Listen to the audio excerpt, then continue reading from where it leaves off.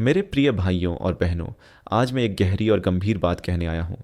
हम उस युग में जी रहे हैं जिसके बारे में प्रभु यीशु मसीह ने बहुत पहले कहा था कि जब तुम इन बातों को होते हुए देखो तो जान लो कि समय निकट है। बाइबल कहती है, क्योंकि बहुत से मसीह मेरे नाम से आकर कहेंगे मैं मसीह हूँ, और बहुतों को भरमाएंगे।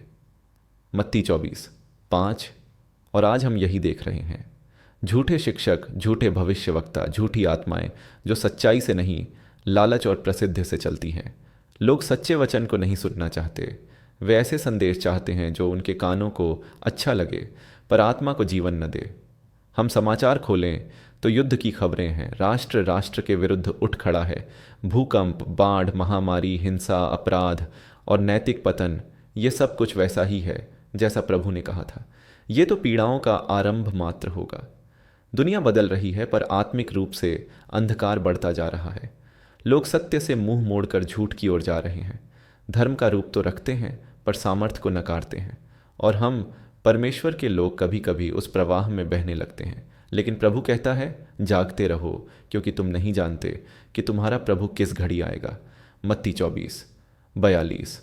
मेरे भाई, मेरी बहन, यह समय सोने का नहीं है, यह समय जागने का है। यह समय अपने आत्मा की जांच करने का है।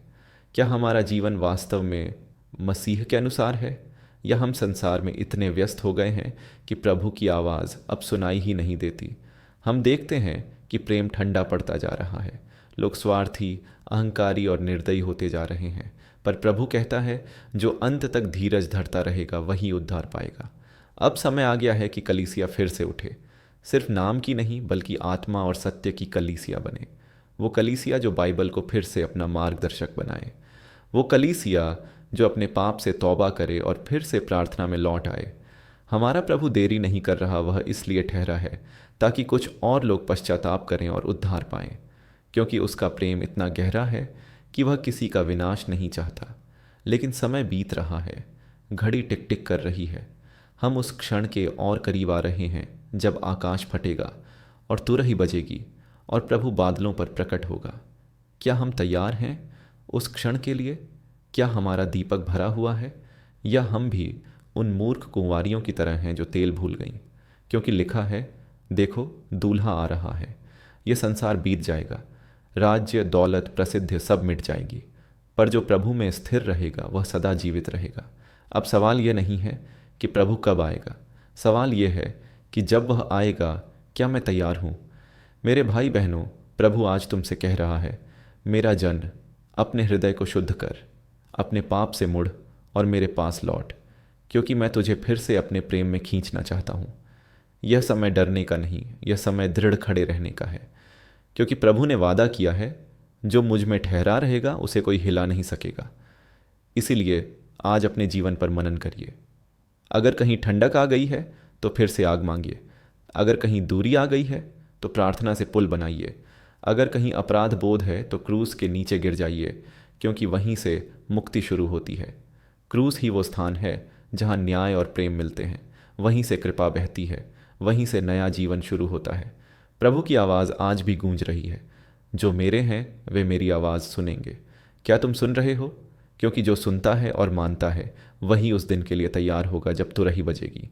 यीशु मसीह लौटने वाला है, और यह कोई कल्पना नहीं, यह वचन की सच्चाई है।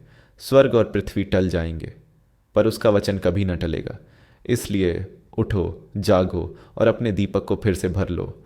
तेल पवित्र आत्मा से मांगो और अपने जीवन को उस दिन के लिए तैयार करो। क्योंकि यह संसार बीत जाएगा, पर जो मसीह में है उसे अनंत जीवन मिलेगा। मेरे भाई बहनों, यह संदेश डराने के लिए नहीं, जगाने के लिए है। क्योंकि जो प्रभु में है उसे डरने की ज़रूरत नहीं बल्कि आनंद मनाने की ज़रूरत है, क्योंकि हमारी मुक्ति निकट है। यीशु आ रहा है, क्या तुम तैयार हो? अगर नहीं तो अभी समय है। अपने जीवन को उसके हाथों में सौंप दो और कहो, प्रभु, मैं तैयार रहना चाहता हूँ। मुझे शुद्ध कर, मुझे भर, मुझे तेरे मार्ग में चला। क्योंकि आने वाला शीघ्र आने वाला है और देर न करेगा। और उस दिन जब तुरही बजेगी, मैं और तुम जो प्रभु में ठहरे हैं उठाए जाएंगे और सदा उसके संग रहेंगे। आमीन।